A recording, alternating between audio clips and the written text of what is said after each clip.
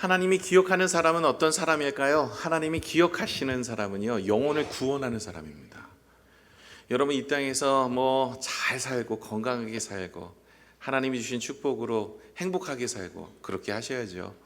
그런데요, 정말 하나님이 기뻐하시고 기억하시는 사람은 누구냐면 영혼을 구원하는 사람입니다. 저는 성경을 읽을 때마다 항상 내 마음속에 믿음의 사람들의 공통점을 보게 되는데, 나도 이런 사람이 되었으면 하는 바람이 있습니다. 자, 한번 보세요. 아브라함을 하나님이 부르셨어요. 왜 부르셨을까요? 복의 통로로, 믿음의 조상으로 만드십니다.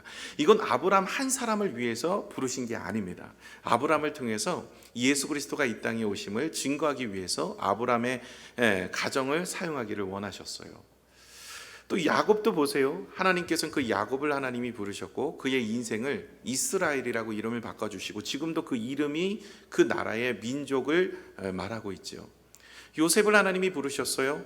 애굽에서 이스라엘 백성들을 큰 민족, 큰 나라로 만드십니다. 70명이 들어가서 400년 동안 200만이라는 사람들이 그곳에서 잘 살다가 나올 수 있도록 하신 거예요. 모세를 하나님이 부르셨습니다. 하나님께서 이스라엘을 지도자로 만드셨는데 그냥 지도자로 끝나는 인생이 아니라 이스라엘을 이끌어내어서 가나안 땅으로 인도하는 광야의 지도자로 만드신 거죠. 다윗도 마찬가지입니다. 이스라엘 백성들을 하나님 나라로 세워가기를 원하신 거죠. 제자들도요, 그들을 그냥 일개 업으로 지내는 인생이 아니라 그의 삶에 하나님의 영광, 하나님 나라를 위해서 사람을 낚는 업으로 만드신 거죠. 바울도 그의 인생이 그렇게 부르신 거예요. 그래서 여러분, 주님의 부르심을 따라 살아가는 인생은요, 영혼을 구원하는 일에 힘쓰더라는 거죠. 이것이 바로 사명입니다. 여러분, 사명은요, 우리가 이 땅에서 잘 되고 형통하고 행복하고 즐겁게 살아가는 것을 말하지 않습니다. 사명이라고 하는 것은 하나님의 일을 하는 사람인데요, 하나님의 일은 다른 게 아니에요. 그것은 바로 영혼을 구원하는 일입니다. 여러분, 우리가 영혼을 구원하는 일에 마음을 두고 힘쓰는 믿음의 성도가 되시기를 축원합니다. 그 사람을 하나님이 기억하시고 그 사람을 하나님이 축복하시고 그 사람을 하나님께서 복을 더하여 주시는 거예요. 성경에 많은 믿음의 사람들이 나오고 그 믿음의 사람들은 하나님께서 축복을 주시고 은혜를 주시고 힘을 주시고 기쁨을 주셨습니다. 무엇하라고요? 사명을 잘 감당하라고요. 그 사명이 뭐라고요? 영혼을 구원하는 일입니다. 저와 여러분이 구원을 받았습니다. 이제 저와 여러분은 하나님의 백성이 되었어요. 하나님 나라를 소망하며 살아갑니다. 우리 인생은요, 이제 죽음도 그렇게 두려워하지 않아요. 왜요? 죽음 이후에 영원한 생명이 우리에게 있기 때문에 우리 믿음의 사람들은 그 은혜를 바라보며 살아가게 되어 있습니다. 그렇다면 우리 믿음의 사람들은 이 땅에서 그 은혜에 감격이 있고 감사가 있고 십자가의 구속의 은혜를 받은 사람의 공통점이 하나 드러나게 되어 있는데, 그것이 바로 성령의 열매로 모든 사람들에게 빛되심을 증거하고 복음을 전하며 하나님 나라를 선포하는 일을 하게 된다는 거예요. 이거는 성경에 나와 있는 사람들에게만 이야기하는 것이 아니라 우리 믿음의 모든 사람들에게 공통적으로 찾아오는 모습입니다. 내가 아직까지 영혼을 구원하는 일에 헌신하고 있지 않다. 내가 아직까지 하나님 영광을 드러내는 일에 예배는 드리고 있고 기도는 하고 있고 말씀을 보고는 있지만 특별히 사명을 따라 살아간 적이 없다. 여러분, 그렇다면 오늘부터 시작하여서 하나님이 나를 통해서 일하셔서 하나님 영광, 하나님 나라와 영혼을 구원하는 일에 무엇으로 쓰임을 받을 수 있을지를 생각하고 묵상하는 귀한 시간이 되시기를 부탁을 드립니다. 하나님께서는 아브라함에게만 특별하고 야곱이나 요셉에게만 특별한 게 아니에요. 저와 여러분도 특별한 존재입니다. 하나님께서 모든 사람을 특별하게 지으셨고 모든 사람을 향한 하나님의 놀라운 계획을 가지고 있어요. 그것을 우리가 알지 못할 뿐이지 하나님의 부르심에 은혜 가운데 살아갈 줄로 믿습니다. 그런데 이 사명을 어떻게 발견하냐는 거예요. 하나님께서 나를 어떻게 부르셨고 무엇으로 부르셨고 우리가 그 사명을 이루려면 어떻게 해야 되는 거예요. 이것이 바로 오늘 본문에서 바울이 자기의 사명을 이야기하는 내용 속에 하나님께서 우리에게 들려주고 싶은 모습입니다. 여러분, 바울은요, 신약 성경의 27권 중에 13권을 바울의 손을 통해서 하나님이 쓰게 하셨어요. 정말 이 바울이라는 사람이 없으면 신약 성경의 내용들이 물론 다른 사람을 통해서도 하나님이 일을 하실 수도 있겠지만, 특별히 이 바울의 헌신과 수고와 애씀과 그 사명을 감당하는 모습을 통해서 하나님은 정말 귀하게 하셨거든요. 그래서 저와 여러분은 오늘 예배 소설을 통해서도 이 바울이 이제 예배 소설을 통해서 자신의 사명을 어떻게 발견했는지를 말씀하고 있는 모습입니다. 그 모습을 통해서 저와 여러분이 우리의 사명을 잘 발견하셔서 하나님의 영광을 이루어 나갈 수 있는 믿음의 성도 되시기를 부탁을 드립니다. 그래서 하나님의 기쁨이 되시기를 부탁을 드립니다. 자, 1절에서 3절 먼저 하나님의 부르심은 어떤 것인가 살펴보겠습니다. 1절에서 3절 읽겠습니다. 시작. 이러므로 그리스도 예수의 일로 너희 이방인을 위하여 갇힌 자 된 나 바울이 말하거니와 너희를 위하여 내게 주신 하나님의 그 은혜의 경륜을 너희가 들었을 터이다. 그 계시로 내게 비밀을 알게 하신 것은 내가 먼저 간단히 기록한가 같으니. 아멘. 무슨 말씀을 하고 있냐면 내 자신의 사명, 이방인의 복음을 전하는 사명으로 바울이 부름받았죠. 여러분, 사도라고 바울은 이야기하잖아요. 여러분, 이 사도라고 부르는 사람은 성경 전체 13명밖에 없어요. 예수님의 12명의 제자, 그리고 사도 바울입니다. 그 외에는 사도라고 부르지 않고 속사도라고도 부르고, 그리고 선교사라고 부르고 파송받은 자라 부르고 이렇지만 사도라고 부르는 것은 13명밖에 없어요. 사도는요, 예수님 앞에 직접적으로 파송을 받은 사람입니다. 그래서 사실은 12명의 예수님의 제자들만 정확하게 사도라고 이야기하고 13번째 바울의 사도성을 가지고 다른 교회에서 계속 이 바울을 고린도 교회도 그렇고 이 바울의 사도성을 자꾸 의심하면서 공격하기도 하지만 이렇게 예수님에게 직접적으로 부름받은 자다라고 이야기합니다.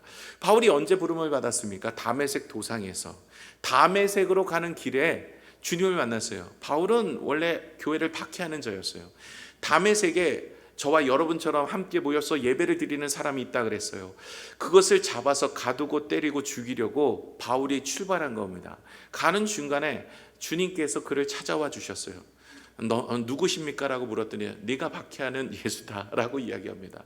예수님께서 바울을 만나 주시고 바울에게 사명을 주셨어요. 너는 이방의 선교를 담당하는 사도로 부름을 받았다는 거죠. 그래서 바울이 나아가서 이방의 선교를 위해서 쓰임받게 되어집니다. 자, 보세요. 여러분, 바울이 원해서 이방 선교를 한 건가요? 아니에요. 하나님께서 바울에게 찾아가셔서 이 바울을 통해서 그 일들을 이루어 가신 겁니다. 성경 보세요. 다윗이 왕이 되고자 기도한 적 없어요. 하나님께서 어렸을 때 다윗이 13살에 찾아오셔서 사무엘에 다윗에게 기름 부어 세우십니다. 이건 누가 하신 거예요? 하나님이요. 요셉이 총리가 되고자 기도한 적 없어요. 요셉은요, 어렸을 때 꿈을 꿨는데 하나님께서 그 꿈의 비전을 허락하여 주셨어요. 모세도 마찬가지입니다. 여러분, 믿음의 성도들 다 보시면 어떻습니까? 그들이 그 사명은 자기가 원하고 즐기고 바라고 소망하는 것들이 아니에요. 하나님이 원하시는 일이었어요. 그렇다면 저와 여러분의 사명은 무엇일까요? 이것은 내가 원하는 일, 내가 기뻐하는 일, 내가 바라보는 일, 내가 하고 싶은 일이 아니라는 거예요. 하나님께서 찾아오셔서 여러분을 통해서 하실 일을 보여주신다는 거예요. 아직까지 발견하지 못했다는 것은요, 하나님의 음성이 영적인 눈과 귀가 열리지 않았다는 거예요.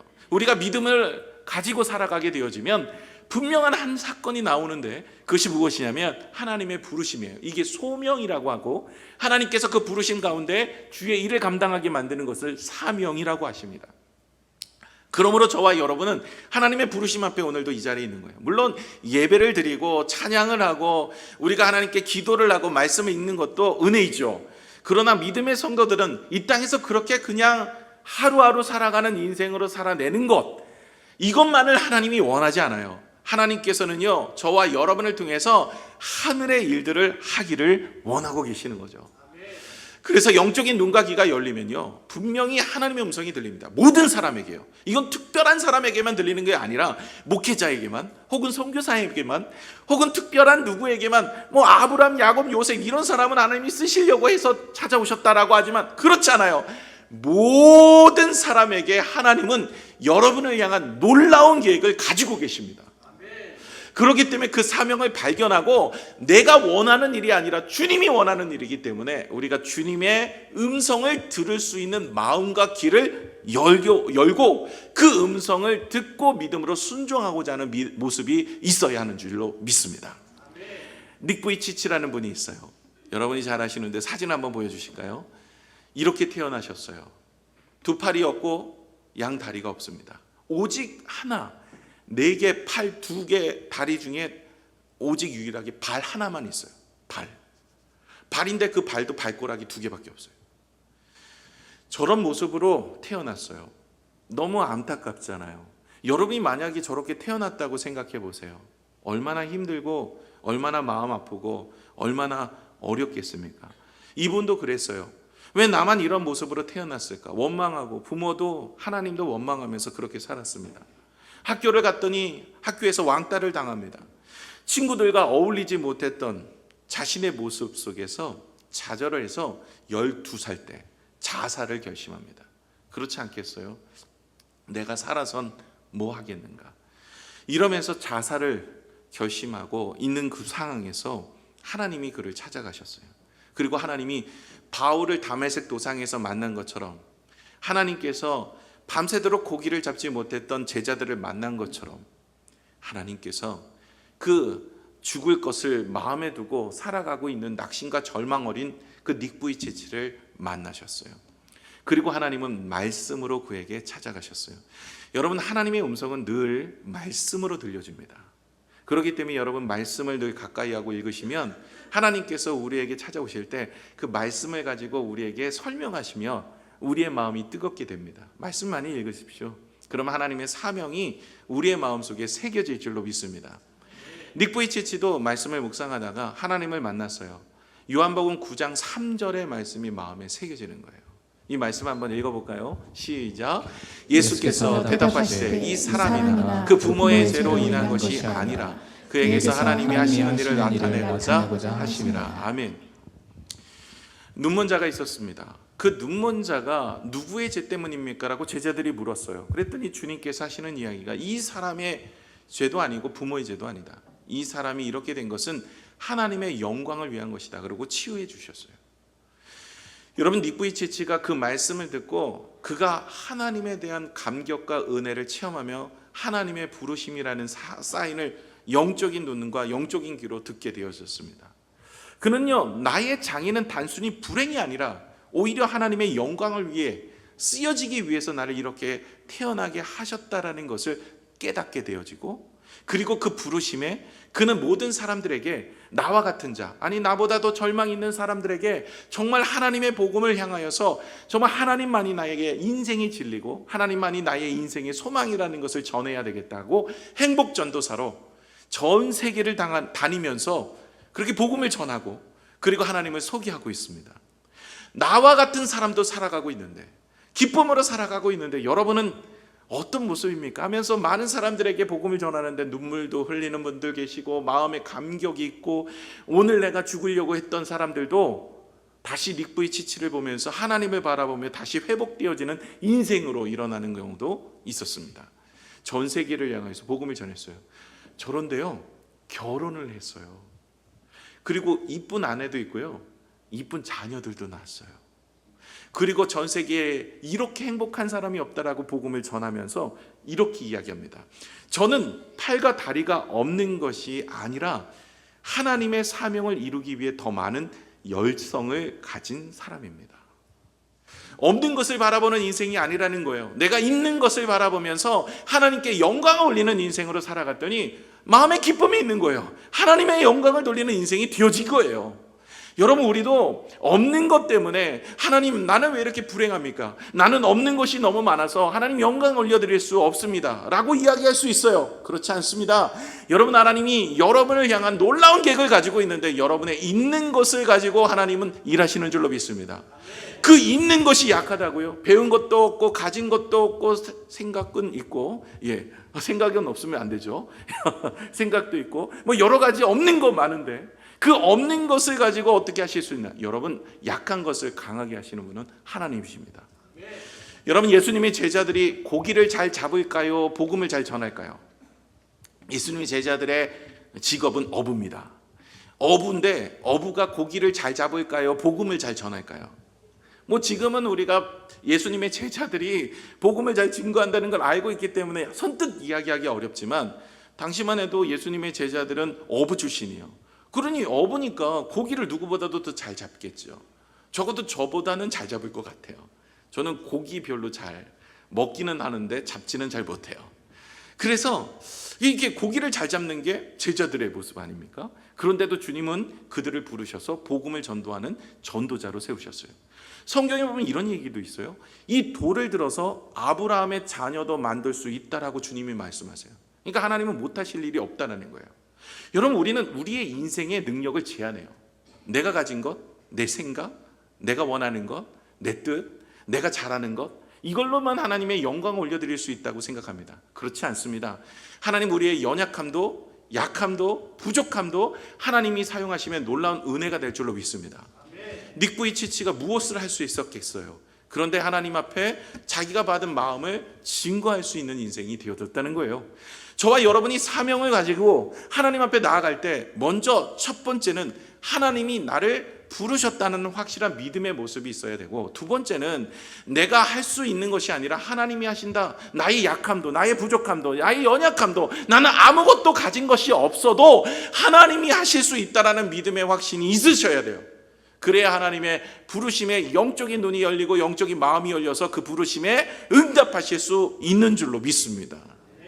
그래서 여러분, 우리는 아무것도 가진 것도 할 수 있는 능력이 없는 자입니다. 그러나 하나님이 하시면 되는 줄로 믿습니다. 또 여러분 꼭 기억하십시오. 바울을 부르셨다는 이유를 통해서 우리는 무엇을 생각해 볼 수 있냐면, 바울은요, 이전에 다메섹 도상에서 만나기 전까지 교회를 박해하고 예수님을 부인하고 예수님을 박해했던 사람입니다. 그랬던 악한 사람, 스데반 집사님이 돌에 맞아 죽을 그 현장에도 그는 함께 있었습니다. 그랬던 악한 자가 주님의 부름을 받고 쓰임을 받았던 거예요. 이 이야기는요, 무엇을 우리에게 시사하고 있냐면, 세상에서 우리가 지금까지 살아왔던 모습이 정말로 악하고, 때로는 부족하고, 때로는 연약하고, 하나님이 주신 은혜 가운데 살지 못했다 할지라도요, 여러분, 하나님이 우리를 부르셔서 쓰실 수 있다는 것을 기억하시기를 바랍니다. 나 같은 자가 쓰여질 수 있을까요? 아니요, 여러분이면 충분합니다. 하나님의 능력을 제한하지 마십시오. 하나님은 분명히 여러분의 인생을 쓰셔서 가정을 변화시키고, 사업을 변화시키고, 여러분의 만나는 사람들을 변화시키고, 여러분의 주변에 하나님의 선한 영향력을 내어나갈 줄로 믿습니다. 그러기에 여러분, 하나님 앞에 오늘도 주님, 내가 나 같은 자가 하나님 앞에 주의 영광을 돌리면서 잃어버린 영혼들을 살릴 수 있을까요? 여러분, 살릴 수 있습니다. 여러분을 통해서 수많은 영혼들, 그리고 하나님 앞에 기쁨이 되어지는 인생이 될 수 있는 줄로 믿습니다. 여러분, 다윗도 아버지조차도 인정하지 않았던 아들이에요. 그래서 사무엘이 와서 아들을 보여주라 그랬을 때 7명밖에 안 보여줬어요. 8번째 아들은 보여줄 필요도 없습니다. 왜냐하면 아버지가 봐도 연약하거든요. 그랬던 다윗을요, 하나님이 택하시고 능력을 주시니 정말로 세상에서 능력이 있고 존경받는 왕이 된 거예요. 그리고 그 다윗이 성경 그 누구보다도 전쟁을 많이 해요. 근데 그 전쟁의 모든 곳에 승리합니다. 전쟁에 능한 왕이 돼요. 이건 누가 주신 거예요? 하나님이 주신 거예요. 하나님이 함께 하시니 되는 줄로 믿습니다.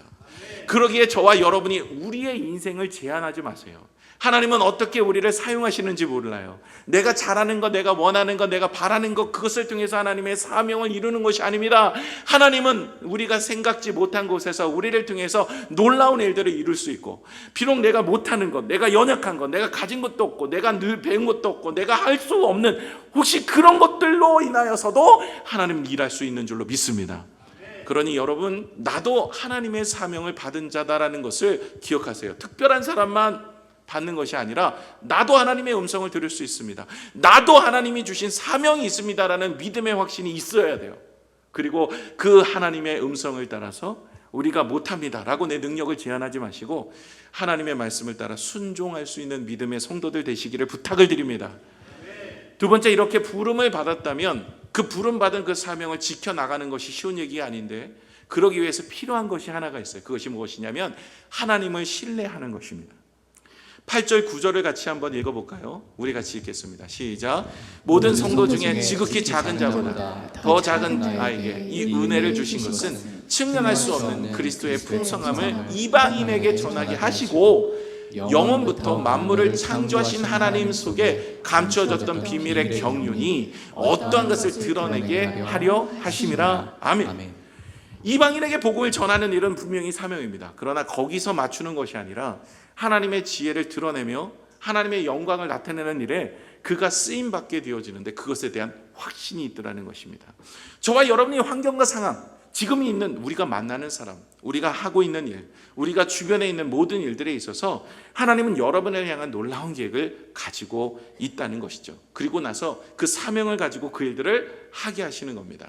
그런데 문제는 하나님을 신뢰하고 믿지 않으면 그 사명 감당할 수 없습니다. 바울도요, 여러분 다메섹 도상에서 이방인의 선교사로 하나님께서 나를 부르셨다, 하나님이 나를 사도로 부르셨다, 하나님이 이방인에게 복음을 전하는 자로 부르셨다라는 확신이 한 번도 흔들린 적이 없어요.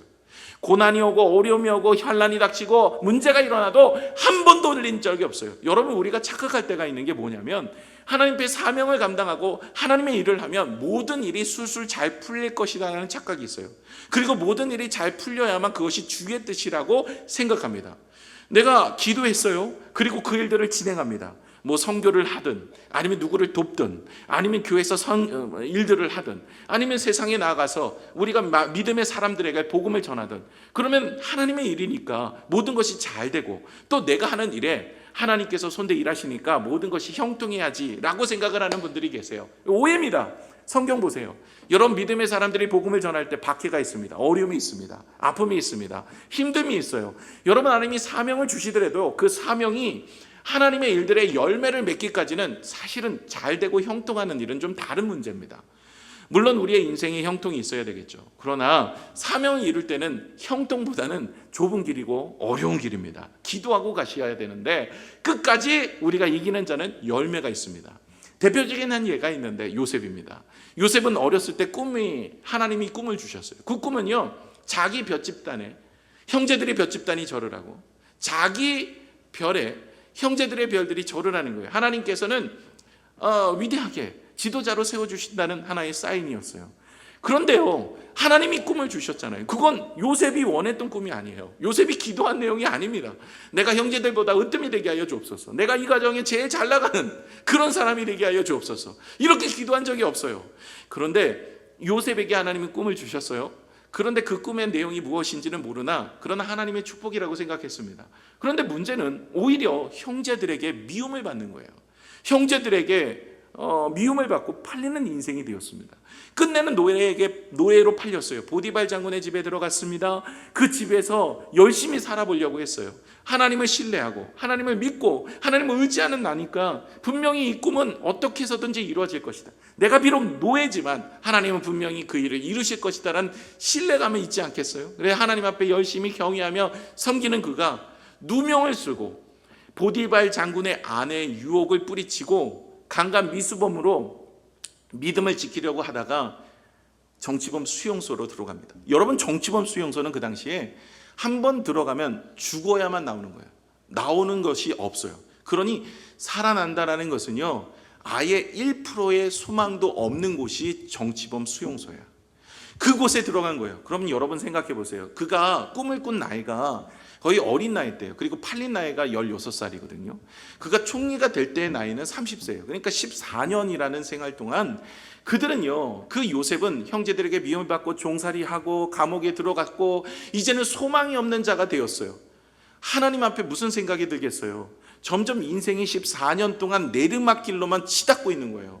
하나님 나를 쓰신다고 하시지 않았어요? 하나님 나에게 은혜 주신다고 어렸을 때 꿈을 주셨잖아요. 하나님 꿈을 주시지나 마시지 왜 나에게 이 꿈을 주셔가지고 내 인생이 이 모양이 되었습니까? 아니, 꿈을 주셨으면 그 꿈을 이루셔야 되지 않습니까? 아예 소망이 1도 없는 이곳에서 내가 무엇을 할 수 있을까요? 이러면서 하나님을 원망하지 않았어요. 그 가운데서도 하나님은 죽은 자도 살릴 수 있다는 소망을 가지고 있었어요. 그리고 신뢰함을 하나님을 바라보고 있었어요. 인생이요, 꼬이는데요, 적어도 1, 2년 꼬이면 그래도 하나님을 의지할 힘이라도 있어요. 10년 그러고 있어 보세요. 여러분, 10년 동안 기도했는데 안 돼요. 그럼 어떤 생각이 드세요? 하나님의 비전이 아닌가 보다. 이건 하나님의 사명도 아니고 내가 하나님 앞에 크게 뭔가 잘못했거나 아니면 하나님이 없다라고 생각할 수 있어요. 여러분, 이번에 세일의 밤기도에 응답이 참 많았어요. 소소하게 응답되었다고 저한테 연락 주신 분들이 참 많았습니다. 세일의 밤기도에 11차까지 왔어요. 우리 교회 역사가 11년 됐잖아요. 11년 동안 여러분 기도 제목을 계속 냈는데 기도에 응답이 없어. 오히려 사업이 11년 동안 내리막길로 달리고 있어. 그럼 무슨 생각이 들겠어요? 아, 이거 안 되겠구나. 여러분, 요셉은요 14년 이상을 그렇게 하고 있어요. 이제 11년 됐으니까 여러분 11년 동안 기도 제목 내신 분들 한 4년 남았어요. 더 내셔보세요. 어떻게 될지는 모르겠지만 여러분 생각해 보세요. 이런 인생이 된다고 생각해 보세요. 여러분 인생에 기도 제목을 내고 10년 동안 기도를 했는데 오히려 기도와 반대되는 인생의 길로 치닫고 있다고 생각해 보세요. 이거 믿음 지키기가 쉽지 않아요. 기도하기도 쉽지 않아요. 그런데 여러분, 요셉은요 하나님을 신뢰했어요. 하나님을 믿었고 하나님께서는 반드시 그 일을 이루신다고 믿었어요. 다윗도 마찬가지 아닙니까? 그의 나이 13살에 기름 부음 받았어요. 왕이 된 날은요, 예루살렘에서 왕이 된 날은 33살이에요. 그러면 20년 동안을 기름 붓고 고생하고 사울에게 쫓기며 나라에 들어올 수 없을 그런 환경에 놓여 있어요. 오히려 반대 방향으로 가고 있는 거예요. 그런 인생이 되어졌는데 어떻게 하나님의 축복이 있겠다 생각했어요? 여러분, 야곱도 마찬가지입니다. 보디발 장군의 집에 도망가서 20여 년 동안 그런 인생과 고단한 인생을 살았어요. 하나님이 나의 인생에 축복을 주시겠다고. 이건 사실 쉽지 않은 얘기입니다. 믿음을 끝까지 지키고 하나님이 주신 사명 붙잡고 나아가는 건요, 하나님을 신뢰하지 않으면 절대 될 수가 없어요. 그러나 우리가 하나님을 향한 놀라운 계획을 가지고 있다면, 하나님을 신뢰하고 믿는다면 우리가 그 믿음에 있어서 환경 보고 바라보면 다 넘어지는 거예요. 여러분, 환경 보면요, 요셉이 환경 보면 하나님이 나에게 부름 받았다고 할 수 있겠습니까? 다윗이 환경을 봤으면 하나님이 나를 부르셨다고 믿으시겠습니까? 모세가 환경 봤다면 그의 인생이 미디안 광야에서 40년 동안 그렇게 죽어가는 인생이, 죽어 살면서 살아가는 인생이었는데 그런 모습을 보겠습니까? 여러분, 환경 보면요, 상황 보면 하나님의 부르심이 일어나지 않을 것 같아요. 그런데 여러분, 하나님은 우리를 포기하지 않으시고 우리를 향한 사명을 가지고 계시는 줄로 믿습니다. 그러기에 반드시 하나님은 저와 여러분의 인생을 붙들어 세우실 줄로 믿습니다. 여러분, 하나님을 신뢰하십시오. 전혀 변화가 되지 않을 것 같은 남편, 전혀 변화가 되지 않을 것 같은 내 자녀, 전혀 변화가 되지 않을 것 같은 내 직장 동료와 이웃들, 여러분 포기하지 마십시오. 반드시 하나님이 여러분을 통해서 하나님의 사명, 잃어버린 영혼들을 구원하고 세상의 빛으로 살아가게 하시는 여러분의 인생을 세워가실 줄로 믿습니다. 창세기 50장 20절에 이제 요셉이요 형들을 만나고 나서 이렇게 고백을 합니다. 같이 읽겠습니다. 시작. 당신들은 나를 해하려 하였으나 하나님은 그것을 선으로 바꾸사 오늘과 같이 많은 백성의 생명을 구원하게 하시려 하셨나니. 아멘. 요셉은 그제서야 믿음의 고백, 그것에 확신한 믿음의 고백을 한 거예요. 뭐라고 얘기하고 있습니까? 하나님께서 여러분이 해하려 하였으나 악을 선으로 바꾸셔 내가 하나님의 백성들을 구원하기 위해서 이제까지 인도하여 주셨다라고 고백을 하고 있는 거예요. 이것이 하나님이 하시는 일인 줄로 믿습니다. 저와 여러분 너무 쉽게 포기하지 마세요. 사명, 하나님이 나를 부르셨다고요. 우리의 사업으로, 내가 일하는 일터에서, 또 사람들을 향하여서 선교하는 일에 여러분 부르심이 있다면 그것이 뭐 술술 잘 풀릴 거라, 이건 착각입니다. 술술 잘 풀릴 사람 없어요. 고난이고 어려움입니다. 좁은 길이에요. 하나님만을 신뢰하고 하나님이 나를 부르시고 하나님이 맡겨주셨다면 그 일에 있어서 끝까지 가세요. 오늘 바울도 자신의 인생에 이방의 사도로 부르셨는데 파선을 당하고 죽을 뻔한 적도 한두 번이 아니고 정말 돌에 맞기도 하고 매를 맞고 고초를 당하는 일이 수탁했습니다. 아니, 이방의 사도로 보냈으면 사람들 잘 만나게 하시고 그리고 복음을 전할 때마다 막 30명, 40명 혹은 1000명, 2000명 변화되는 것이 나타나야죠.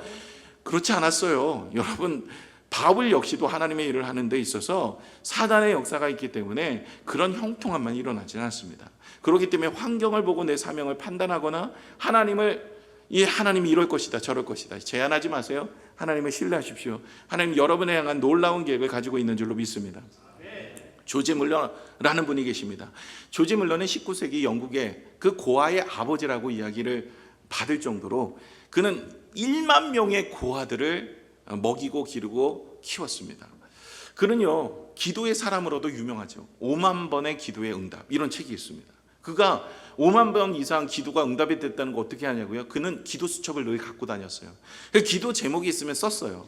그리고 응답이 되면 동그라미를 친 거예요. 체크를 한 겁니다. 그래 보았더니 나중에 인생에 말년에 보았더니 그것을 다 세어보니까 기도 수첩에 왔던 기도의 제목들 세어보니까 5만 명 이상이 되는 거예요. 여러분, 우리가 기도하고 잊어버린 것도 있어요. 여러분, 기도하면 응답은 반드시 하나님이 하시는 줄로 믿습니다. 조지 물러도 19세기 때 그 영국에서 고아원을 하나님께서 부르셨어요. 근데 그 부름 받기 전에는요 그가 형편없었어요. 완전 개차반이었어요. 세상에서 방탕한 인생으로 살았던 청년이었어요. 그럴 때 하나님께서 그를 찾아오셨어요. 그리고 나서 그를 고아의 아버지로 하나님은 세우기를 원하셨던 거예요. 그래서 조지 물러 목사님이 이제 그 일들을 해야 되면 뭐가 있어야 되잖아요. 뭐 가진 게 있어야죠. 아니 좀 부르려면 부자를 불러서 좀 뭔가가 잘 되면 좋겠는데, 아니 가진 것도 없고 가난했거든요. 그렇다면 후원자라도 있어요. 후원자 한 명도 없었어요. 아니 가진 것도 없고 후원자도 없는데 하나님이 나를 기름 부어서, 아니 나를 사명을 주셔서 고아의 아버지로 세우시겠다는 거예요. 그랬을 때 그가 마음에 이런 마음이 드는 거예요. 기도하는 중에 하나님이 부르셨다면 하나님께서 반드시 필요한 모든 것을 채워주실 것이다. 아멘이십니까? 여러분 일이 아니라고 너무 낙심하고 관심 없어 하지 마십시오. 여러분 생각해 보세요. 여러분이 무슨 일을 하는데 가진 것도 없고 힘도 없고 능력도 없는데 하나님이 찾아오셔서 내가 너에게 채워줄 것이다 이러면 어떻겠어요? 아마 오늘 기쁨이 있어서 아마 기쁨으로 돌아가실 겁니다. 이분도 그런 마음이었어요. 아무것도 없었어요. 그러나 하나님이 우리의 인생에 채워주실 것이란 확신이 그 마음에 찾아온 겁니다. 정말 그랬어요. 그래서 이 고아원을 시작하는데요, 이분은 단 한 번도 인생에 있어서 필요한 것이 있을 때 사람을 찾아가지 않았대요. 그러니까 여러분, 아니 10,000명을 기른다는 게 쉬운 얘기입니까? 애들을 먹이고 입히고 재워야 되면 뭐 우유도 먹여야 되고 걔네들 뭐 옷도 입혀야 되고 뭐 여러 가지 필요한 게 얼마나 많습니까? 그런데 그 필요한 것을 한 번도, 단 한 번도 사람을 찾아다니면서 후원해 주십시오라고 얘기하지 않았대요. 하나님께 기도했대요. 하나님, 이것이 필요합니다. 그러면 하나님께서 여김없이 그 필요한 것을 누구에게 감동을 주셔가지고 그 사람에게 그 필요를 채워줄 수 있도록 하셨대요. 하루는 우유를 먹여야 되는데 우유가 다 떨어졌어요. 하나님, 우유가 필요합니다. 그러면 어떤 분을 감동을 주셔서 그분이 갑자기 우유를 보내신 거예요. 뭐 이런 기적 같은 일들이 일어나는 거예요. 별로 놀라지도 않아요. 내 일이 아니기 때문에. 아니 내 일이면 뭐 놀라죠. 근데 그렇게 여러분, 하나님 앞에 하나님의 일은 자기가 먹으려고 한 게 아니라, 여러분 오병 이하의 기적도 주님이 드시려고 역사한 게 아닙니다. 여러분 사명을 감당하면 하나님께서 채워주시는데 그것은 개인적 영달을 위해서 주시는 게 아니라 영혼을 구원하기 위해 주시는 것인데, 이분도 그런 마음으로 그렇게 힘썼어요. 그가 마지막 인생에 이렇게 고백해요. 나는 믿음으로 내 사명을 발견했습니다. 그리고 하나님을 신뢰하지 않았다면 그 사명을 감당할 수 없었을 것입니다. 왜 어려움이 없겠어요? 왜 힘듦이 없겠습니까? 뭐든지 기도한다고 다 주신다는데 그게 때가 있는 건데, 그러면 내가 정말 내일 먹을 것도 없어서 눈물로 기도할 때도 있었고, 어려울 중에 있었고, 고난 중에 있었을 때가 한두 번이 아니지 않습니까? 그럴 때 하나님을 신뢰하지 않았다면, 하나님을 믿고 의지하지 않았다면 절대로 여기까지 오지 못했다는 거예요. 여러분, 우리의 인생도 그렇습니다. 잘 풀리는가요? 어려움도 있어요. 사업도 어렵고요, 관계도 어렵고, 인생이 참 어렵습니다. 그러나 사명을 받은 우리가 끝까지 그 일을 완수할 수 있는 방법은 하나님을 신뢰하십시오. 하나님은 반드시 여러분을 통해서 놀라운 일들을 이루어 가실 줄로 믿습니다. 마지막으로 사명을 이루었다면, 받고 우리가 그것을 준행하여 나갔다면 열매가 있지 않겠습니까? 뭔가를 이루어 가겠죠, 하나님이. 그랬을 때 우리는 어떤 모습이 되어야 되느냐? 사명의 목적이 뭐냐라는 거예요. 그것은 개인적 성공이 아니라 하나님의 영광인 줄로 믿습니다. 10절 11절인데 바울은 이렇게 고백합니다. 같이 읽겠습니다. 시작. 이는 이제 교회로 말미암아 하늘에 있는 통치자들과 권세들에게 하나님의 각종 지혜를 알게 하려 하심이니, 곧 영원부터 우리 주 그리스도 예수 안에서 예정하신 뜻대로 하신 것이라. 아멘. 하나님께서는요, 이방인의 사도로 부름을 받았지만 이방인들에게 복음을 전할 뿐만 아니라 모든 사람들에게 구원의 놀라운 지혜를 알게 하시기 위해서 바울을 부르신 거예요. 오늘도 보시면 이 예배소서를 통해서 저와 여러분이 은혜를 받잖아요. 하늘의 놀라운 지혜를 깨닫게 되잖아요. 이것을 통해서 하나님이 이 바울을 부르셨다는 거예요. 사명에는요, 개인적, 이 바울은 이로 인하여서 무슨 특별하게 뭐 높은 자리에 오르고 많은 것을 누리는 인생은 아니었어요. 하나님 앞에 그렇게 사명을 간직하고 나서 이방인들이 구원받고 또한 그가 전파하는 모든 복음으로 인하여서 저와 여러분이 은혜를 얻은 거예요. 이것은 바로 사명이 목적하는 바가 뭐냐? 하나님의 영광이라는 거예요. 여러분, 사명 감당하고 나면 하나님이 나에게 뭘 주시겠지 라고 생각하시죠? 아니요, 여러분, 그거 안 해도 하나님께 기도하시면 주십니다. 여러분, 누구나 하나님 앞에 구하세요. 사명의 길을 걷는 자에게만 주시겠다고 약속하지 않았어요. 주의 이름으로 간구하는 누구에게나 주신다고 약속하신 줄로 믿습니다. 그래서 받을 것을 받기 위해 사명을 감당하는 건 아니라 받은 자가 은혜가 있어서 하나님의 사명을 감당하는 거예요. 하나님의 영광을 돌리는 인생이 되는 겁니다. 성경에 보시면 에스더라는 사람이 있어요. 에스더, 여자인데 이분은 고아로 자랐습니다. 그가 고아로 자라서 페르시아의 왕비가 돼요. 지금 페르시아 이름이 바뀌었죠. 이란이라는 나라로 바뀌었어요. 거기에 그 당시에는 대단한 나라였었어요. 그 나라의 왕비가 되었어요. 고아로 자랐고 그리고 이방인임에도 불구하고 그 아수에로 왕의 왕비가 되었죠. 그런 인생이 되었었는데 그는 하나님이 그렇게 세운 이유는 개인의 행복만을 위해서, 영위만을 위해서 그렇게 세운 것이 아닙니다. 당시 하만이라는 사람이 이스라엘 백성들, 그 당시에 이스라엘이 포로로 끌려가 있는 상태였기 때문에 이스라엘 백성들의 그 하만이라는 사람이 그 이스라엘 백성들을 다 죽이려고 음모를 하고 있었어요. 그럴 때 이 에스더가 왕에게 가서 그 하만의 음모를 이야기하는 내용을 통해서 그 왕은 이스라엘 백성들을 살려주고 그리고 하만은 죽입니다. 이로 인하여서 이 이스라엘 백성들이 그때 생명을 부지하게 된 겁니다. 그 생명을 부지해서 여러분이 아는 1차 귀환, 2차 귀환, 3차 귀환, 느헤미야 뭐 이런 3차 귀환 뭐 이런 사람들, 스룹바벨 1차 귀환, 2차 에스라, 3차 느헤미야, 성벽 재건, 이 일이 가능하게 된 거예요. 만약에 에스더가 그 일을 하지 않았다면 그때는 그 뒤에가 없을 수 있어요. 여러분, 에스더가 이 일을 할 수 있는 이유가 뭘까요? 하나님이 나를 부르셨다는 거예요. 내가 왕비가 된 것은 나에게 행복을 주기 위한 것이 아니라 하나님의 영광을 위해서, 영혼을 구원하기 위해서 나를 부르셨다는 그 사명 속에 나가게 되어집니다. 오늘 에스더 4장 16절을 같이 한번 읽어보시면 그가 나갈 때 이렇게 나갑니다. 같이 읽어볼까요? 시작. 당신은 가서 수산에 있는 유다인을 다 모으고 나를 위하여 금식하되 밤낮 3일을 먹지도 말고 마시지도 마소서. 나도 나의 시녀와 더불어 이렇게 금식한 후에 규례를 어기고 왕에게 나가니 죽으면 죽으리라 하니라. 지금 에스더가 하만의 계교 속에서 내가 이제 규례를 어기고 왕에게 나갈 테니까 당신은 나와 함께 3일간 모든 백성들이 이제는 금식하며 하나님의 은혜를 구하면서 기도해달라고. 왜 그럴까요? 왜 규례를 어기면서 나갔기 때문에 그래요. 여러분, 그 당시에 규례가 뭐냐면 왕이 부르지 않으면 나갔을 때는 죽어요. 그게 왕비라 하여도 왕이 아무개 왕비 와 그러면 와야 돼. 그때는 그래야 돼요. 안 그러면 그 왕이 부르지 않았는데 나갔다 죽었습니다. 그러니까 지금은 왕이 부르지도 않은 상태에서 나가야 돼요. 왕 앞에. 요즘은 좀 다르죠. 요즘 여러분 남편 방을 함부로 문을 열면 안 돼. 그건 예전에 했으면 죽었죠. 왕의 문을 열었다? 그랬으면 아내는 죽었습니다. 요즘은 남편이 죽죠. 왕이 못 들어오게 하면. 근데 예전 왕들은 이 부르지 않으면 나가면 안 돼요. 아내 나갈지라도 남편이 아내 들어와 그러면 들어가야 돼. 지금은 안 그러죠? 아내 들어오지 마 그래도 들어가야 돼. 들어갈 수도 있죠. 그리고 못 들어오게 하면 맞습니다. 그런 요즘은 시대가 그런데 그 당시는 안 그래요. 또 두 번째가 뭐냐면 슬픈 기색으로 가면 죽었어요. 왕 앞에 갈 때는요 항상 즐겁게 가야 돼요. 슬픈 게 있어도. 왜냐하면 왕 앞에 슬픈 기색을 한다는 이야기는 왕의 통치가 잘못됐다는 반증이에요. 그러니까 왕의 통치가 잘못됐다. 그래서 백성들이 이렇게 슬퍼하고 눈물을 흘리게 만든 왕의 책임이다라는 것입니다. 그러니까 항상 왕 앞에서는 웃어야 돼. 근데 이 두 가지가 다 어기면서 나간 거예요. 왜? 지금 슬픈 일이에요. 모든 민족이 죽어야 되는 환경 속에 놓여 있으니까 얼굴에 슬픔이 가득하고 근심이 가득한 얼굴로 왕이 부르지도 않았는데 나간 거예요. 그러니까 내가 죽으면 죽으리라 이 얘기가 나온 거예요. 그래서 왕 앞에 나가는데 목숨 걸고 나간 거예요. 근데 이 왕이 에스더를 바라보면서 나오라고 얘기하는데 나왔죠. 그런데도 얼굴에 근심이 있죠. 죽었어야 되는데 무슨 일 있냐? 이렇게 묻는 거예요. 하나님의 은혜인 거예요.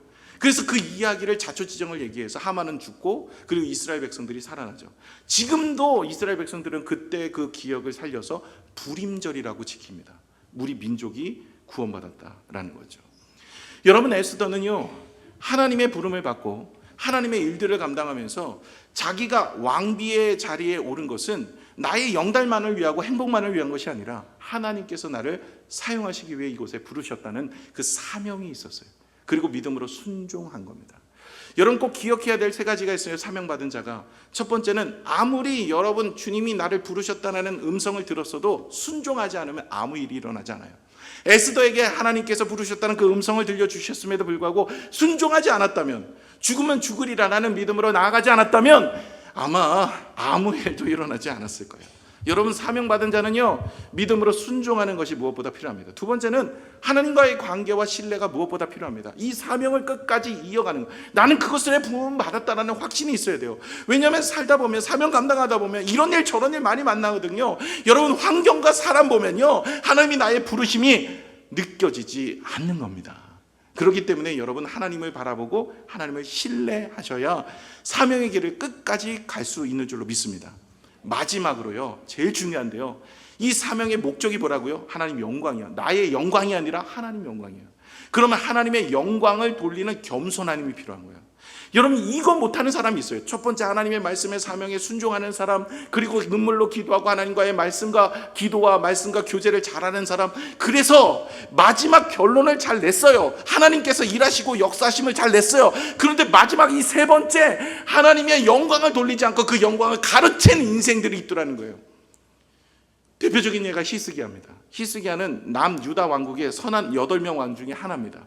그럼에도 불구하고 그는 하나님 앞에 기도의 사람 아닙니까? 그는요, 병이 걸렸는데 15년생을 연장받았어요. 금식하고 하나님 앞을 바라봤을 때 생을 연장해 줬죠. 아수르 대국으로부터 지켜주셨죠. 하나님께서 많은 축복을 주셨어요. 그러니까 일본도 하나님 앞에 순종도 하나님과의 관계도 괜찮았어요. 그런데 문제는 하나님께서 그런 은혜를 주셨음에도 불구하고 바벨론 사신들이 왔을 때 하나님이 하셨다고 한 번도 얘기하지 않아요. 내가 다 지혜가 있고 내 능력이 있고 내 힘이 있다, 나의 것을 바라봐라 하면서 모든 것을 다 보여줍니다. 선지자가 옵니다. 당신 지금 뭐 하고 있는 겁니까? 왕이시여, 지금 뭐 하고 있는 겁니까? 라고 얘기할 때, 아니 내가 내 거 다 보여주는데 뭐가 문제냐? 하나님이 이 일을 기뻐하지 않으십니다. 하나님을 소개하지 않아요.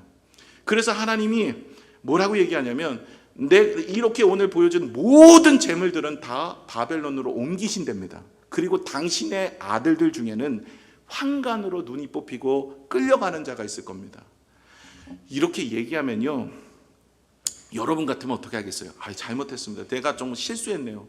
하나님이 나를 살려주셨고 하나님이 아수르 대국으로부터 지켜주시고 하나님께서 이런 많은 재물을 주셨으니 감사합니다. 오늘부터 하나님 내가 그렇게 살겠습니다. 이렇게 해야 되잖아요. 히스기야 뭐라고 얘기하는지 아세요? 내 때 이런 일이 일어나지 않으니 감사합니다. 내 때 이런 일이 일어나지 않으니 하나님은 선하십니다. 제가 지어낸 얘기가 아니라 성경 보세요. 하나님 선하시네요. 내 때 이런 일이 일어나지 않고 내 후손들이 겪을 일입니다. 야, 이런 마음이 되어지면 여러분, 사명 감당해 놓고, 야, 이게 뭡니까? 죽 써서 뭐를 준다고요? 개를 주는 꼴이 되는 거죠. 하나님께서 여러분의 삶을 통해서 축복해 주시고 여러분의 삶에 은혜를 주시고 사업도 잘 되게 하시고 때때로는 하나님께서 축복의 은혜를 주셔서 기도의 응답도 주시고, 하나님이 세일의 밤기도에 응답도 주시고 은혜도 주시고 다 했는데, 이제 그 영광의 열매를 자기가 취하는 순간 이제 하나님은 거두어 가시더라는 거죠. 이게 성경에 곳곳에 등장합니다. 여러분, 첫 번째, 사명을 발견하면 순종해야 돼요. 두 번째, 그 하나님과의 관계 속에서 신뢰를 하고 끝까지 환경 보지 말고 하나님 바라보며 밀고 가셔야 돼요. 세 번째, 일이 잘 되어졌어요. 모든 것이 응답이에요. 이 열매가 나타났어요. 영원히 구원이 돼요. 많은 사람들이 구원받고 돌아와요. 그리고 나의 삶에 있어서 하나님께서 더하여 주시는 알파의 축복이 있었어요. 그러면 하나님께 영광을 올려드리는 겸손이 필요합니다. 여러분, 우리가 사명 감당하는 목적은요, 여러분, 하나님 영광입니다. 저와 여러분이 믿음의 삶을 잘 살아내셔서 정말 사명 잘 감당하며 하나님 앞에 기쁨이요 기억되는 믿음의 성도들 되시기를 축원합니다. 기도하겠습니다.